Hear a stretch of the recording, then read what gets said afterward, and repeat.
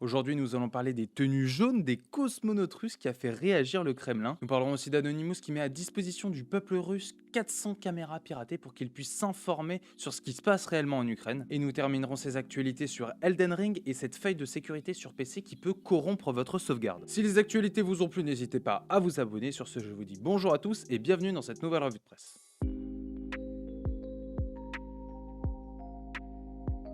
Allez, nous commençons avec cette tenue jaune des astronautes russes arrivés dans l'ISS qui a fait pas mal parler d'elle. Cette combinaison en jaune et bleu peut être considérée comme un soutien fort envers l'Ukraine, mais l'agence spatiale russe dément totalement cette prise de position de leur part en évoquant, je cite, une drôle d'invention de la part des médias étrangers. En effet, selon eux, parfois du jaune c'est juste du jaune, et toujours selon eux, le design de ces uniformes a été défini longtemps avant les événements actuels. Et pour clore totalement le débat, le directeur de l'agence a même précisé que ces colorés étaient en fait une référence à l'université technique d'État Bomo de Moscou où les trois astronautes ont pu étudier. Le journal du Geek précise quant à lui que, en effet, ces tenues jaunes étaient déjà utilisées par le passé, comme cette photo qu'ils ont postée qui date de 2014. Les astronautes, eux, ont été questionnés sur ce sujet via une conférence de presse à distance réalisée depuis l'ISS. En réponse, ils sont quand même restés assez vagues sur le sujet. Ils n'ont déjà absolument pas mentionné la référence à l'université de Bomo, mais leur réponse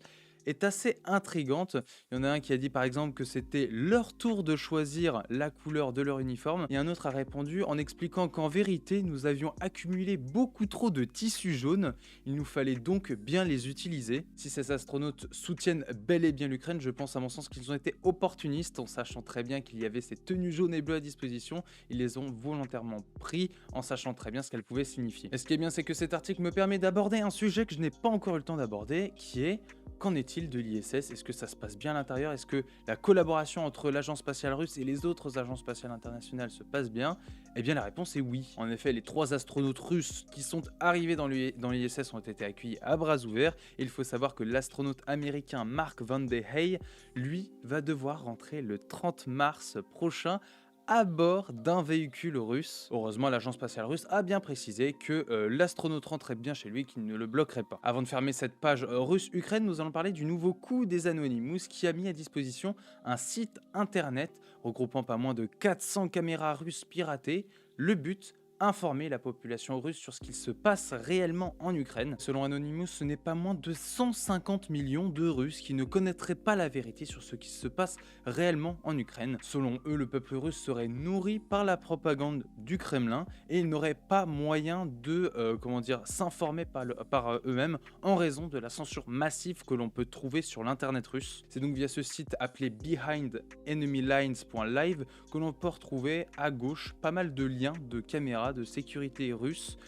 qui ont été piratées, et certaines de ces caméras ont été piratées de manière à afficher un message indiquant ce qu'il se passe en Russie. Et bien sûr, en complément de tout ça, je vous mettrai des liens en description. Nous allons à présent parler de cette faille de sécurité sur la version PC d'Elden Ring qui permet à un hacker de corrompre votre sauvegarde. En effet, il y a quelques mois, nous parlions d'une faille de sécurité sur les jeux Dark Souls qui permettait de hacker votre jeu. Eh bien, on pensait que cette faille de sécurité ne serait pas présente sur le nouveau RPG de From Software. Bien, apparemment, ils ont oublié de la corriger. Mais comment le hacker fait du coup pour corrompre votre sauvegarde? Eh bien, il va tout d'abord faire planter votre jeu, et au moment de relancer ce dernier, votre personnage mourra à l'infini, ce qui rend votre sauvegarde totalement inutilisable. Il n'y a malheureusement pas pour l'instant de correctif. Les seules choses que vous pouvez faire sont, dans un premier temps, mettre votre sauvegarde, faire des copies de votre sauvegarde pour la mettre en sécurité, ou alors tout simplement jouer en mode hors ligne. L'article évoque une alternative qui n'est pas forcément facile à mettre en place, mais qui permettrait en tout cas apparemment de sortir de cette boucle infinie. Du coup, si vous voulez la tester, elle est en surbrillance ici, mais je vous mets bien évidemment l'article en description, comme tous les articles que nous avons vus aujourd'hui. Et nous terminons ces actualités avec la GeForce RTX 3090 Ti qui commence à s'afficher à des prix démentiels chez les revendeurs. Dans un contexte où nous voyons de plus en plus